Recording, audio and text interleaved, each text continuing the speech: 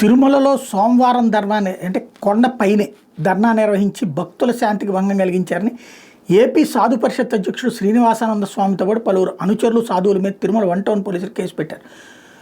సోమవారం శ్రీవారి ఆలయం ఎదుట బీసీవై పార్టీ అధ్యక్షుడు రామచంద్ర యాదవ్ ఏపీ సాధు పరిషత్ అధ్యక్షుడు శ్రీనివాసానంద స్వామితో కలిసి శ్రీవారి ఆలయం ఎదురుగా ఉన్న అఖిలాండం దగ్గర బైఠాయించి ధర్నా చేశారు. ఈ నేపథ్యంలో వాళ్ళ మీద బిఎన్ఎస్ఎస్ సెక్షన్ 170 ప్రకారం వాళ్ళతో పాటుగా 118 మంది మీద బైండ్ ఓవర్ కేసులు నమోదు చేశారు. ఎంఆర్ఓ సమక్షాన్ని తీసుకెళ్లి బైండ్ ఓవర్ చేశారు. ఆ తర్వాత సొంత పూచికత్తు మీద విడిచిపెట్టారు. ఇది దుర్మార్గాల్లోకెల్లా దుర్మార్గమైనటువంటిది, అసహ్యకరమైనటువంటి పని.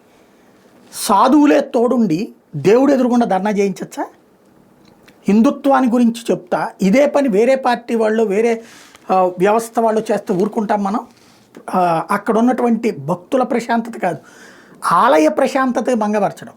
ఆలయంలోకి వెళ్ళే భక్తుడు అక్కడ ఆందోళనలు చూడాలని కోరుకోడు, తన దర్శనం ప్రశాంతంగా చూడాలని కోరుకుంటాడు, జరగాలని కోరుకుంటాడు. అక్కడ ఒక యాజిటేటివ్ మూమెంట్ అనేది కరెక్టేనా? అందులో ఒక రాజకీయ పార్టీ ఆ కార్యక్రమాన్ని నిర్వహిస్తుంటే సాధు సంతుల తరపు నుంచి ఈయనెళ్ళి అక్కడ కూర్చోవడం ఏంటి, స్వామీజీ వెళ్ళి కూర్చోవడం ఏంటి? పైకి అట్లా ఎలౌడా? రాజకీయ పార్టీల జెండా కూడా నాట్ ఎలౌడ్ అంటే ఒక రాజకీయ పార్టీ నాయకుడు వెళ్ళి పైన కొండ మీద ధర్నా చేయడం ఏంటి? దాన్ని ఈ సాధు సంతులలో ఉన్నటువంటి వాళ్ళు ప్రోత్సహించడం ఏంటి? హిందుత్వ అభిమానించేటటువంటి వాళ్ళు, హిందుత్వ ధర్మం కోరుకునేటటువంటి వాళ్ళు, ఆ విషయంలో నేను ఎట్లాంటి తప్పు పట్టట్లేదు. కానీ దేవుడి ప్రశాంతతకి, ఆలయ ప్రశాంతతకి, కొండపైన ప్రశాంతతకి ఏకంగా అలాంటి వాళ్ళే ఇలాంటి పని చెయ్యొచ్చా, ఎలా చెయ్యొచ్చా, చేసుకోవచ్చా?